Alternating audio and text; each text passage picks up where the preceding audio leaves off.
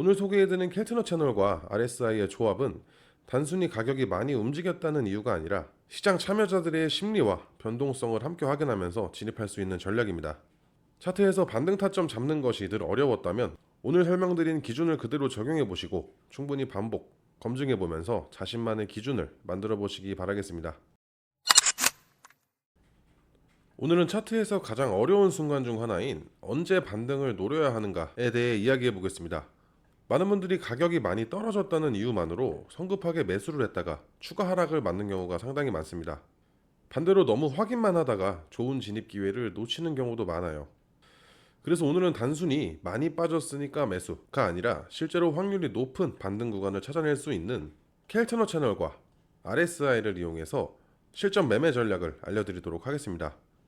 이 조합은 해외 선물처럼 변동성이 큰 시장에서 특히 활용도가 높고 단기 눌림목이나 기술적 반등을 노리는 매매에서 상당히 좋은 성과를 보여주는 전략입니다. 먼저 켈트너 채널이 어떤 지표인지 간단히 알아보겠습니다.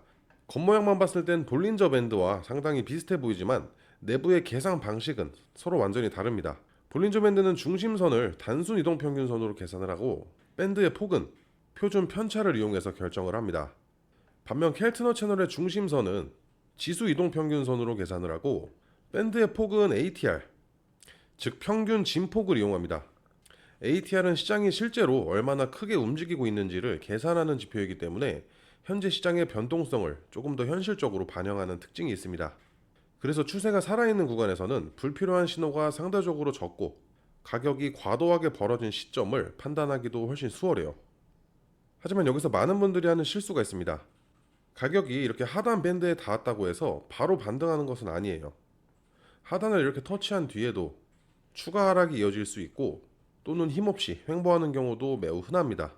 그래서 이 켈트너 채널 하나만으로 진입을 하기보다는 RSI를 함께 확인하시는 것이 훨씬 중요합니다. RSI는 현재 매수와 매도의 힘을 수치로 보여주는 대표적인 오실레이터 지표입니다. 일반적으로 RSI가 30 이하에 있으면 과매도 구간으로 판단을 하고 시장의 단기적인 매도 압력이 과도하게 몰린 상태라고 볼 수 있어요. 즉 오늘 전략의 핵심은 가격의 위치와 시장의 힘을 동시에 확인하는 겁니다. 자, 이제 실제 진입 조건을 살펴보겠습니다. 자, 첫 번째 조건입니다. 가격이 켈트너 채널 하단선에 닿거나 약간 이탈을 해야 됩니다. 가장 이상적인 모습은 캔들의 저가가 하단 밴드를 명확하게 벗어나는 형태입니다. 이러한 움직임은 단기간에 매도세가 과하게 집중됐다는 의미로 해석을 할 수가 있어요. 자, 두 번째 조건은 RSI가 반드시 30 이하까지 내려와 있는지 확인을 해야 돼요. 간혹 RSI가 35나 40 정도까지만 내려와도 반등을 기대하는 경우가 있는데 실제로는 30 이하, 명확하게 30 아래로 내려왔을 때가 신뢰도가 훨씬 더 높습니다. 세 번째는 RSI가 다시 상승하기 시작을 해야 돼요. 단순히 30선 아래에서 머무는 게 아니라 30선을 다시 돌파하는 모습이 확인이 나와야 됩니다. 그리고 그 시점에서 양봉이 함께 만들어졌다면 더욱 좋은 신호가 되는 거예요.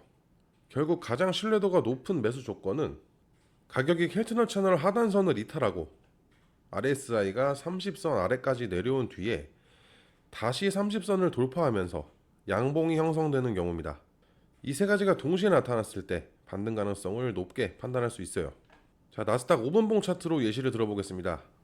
캔들이 이렇게 쭉 떨어지다가 이 구간에서 하단선을 명확하게 이탈을 했어요. 그리고 나서 RSI를 확인했을 때 RSI가 30선보다 아래에 위치를 하고 있습니다. 그 이후에 RSI가 점점 회복을 하면서 30선을 돌파하는 순간 그때 캔들을 보면 이렇게 양봉이 만들어져 있습니다. 이건 과도한 매도 이후에 매수세가 다시 유입이 되고 있다는 의미로 볼 수가 있어요. 그래서 이 구간이 바로 실전에서 노려볼 수 있는 매수 타점이 되는 겁니다. 반대로 매도도 같은 원리입니다. 가격이 켈트너 채널 상단까지 상승을 하거나 상단선을 약간 돌파를 하고 RSI가 70 이상에 위치하고 있습니다. 그 이후에 RSI가 다시 내려오면서 70선 아래로 돌파를 했을 때 그때 캔들에 음봉이 출현을 했다면 이런 구간에서 단기적인 하락을 노려볼 수 있는 거예요. 특히 이 전략은 5분봉과 15분봉 그리고 30분봉에서 활용도가 높습니다. 스캘핑이나 단타 매매뿐만 아니라 추세 중에 발생하는 눌림목과 되돌림 구간을 공략할 때도 상당히 유용해요. 다만 아무 상황에서나 사용하는 것은 아닙니다. 먼저 횡보장에서는 효율이 떨어질 수가 있어요. 켈트너 채널이 이렇게 수평으로 움직이면서 RSI 역시 30과 70 사이를 계속 오가는 이런 구간에서는 방향성이 부족하기 때문에 신호의 신뢰도가 낮아질 수 있습니다. 손절 기준도 미리 정해두는 것이 중요합니다. 매수에 들어갔을 때는 직전 저점이 이탈되는 순간 손절을 해주시고, 매도라면 직전 고점을 돌파하는 순간 손절하는 원칙을 지켜주는 것이 좋아요. 오늘 소개해드린 켈트너 채널과 RSI의 조합은 단순히 가격이 많이 움직였다는 이유가 아니라 시장 참여자들의 심리와 변동성을 함께 확인하면서 진입할 수 있는 전략입니다. 차트에서 반등 타점 잡는 것이 늘 어려웠다면 오늘 설명드린 기준을 그대로 적용해 보시고 충분히 반복, 검증해 보면서 자신만의 기준을 만들어 보시기 바라겠습니다. 오늘 영상은 여기까지입니다. 궁금한 내용은 댓글로 남겨주시고 해외증권사 계좌 개설이나 메타트레이더 관련 문의사항은 영상 하단 더보기란에 있는 고객센터로 문의를 주시면 됩니다. 직접 셀프로 계좌 개설을 원하시는 분들께서는 더보기란에 있는 셀프 계좌 개설 영상을 시청해주세요. 지금까지 해외선물 매매 연구소였습니다.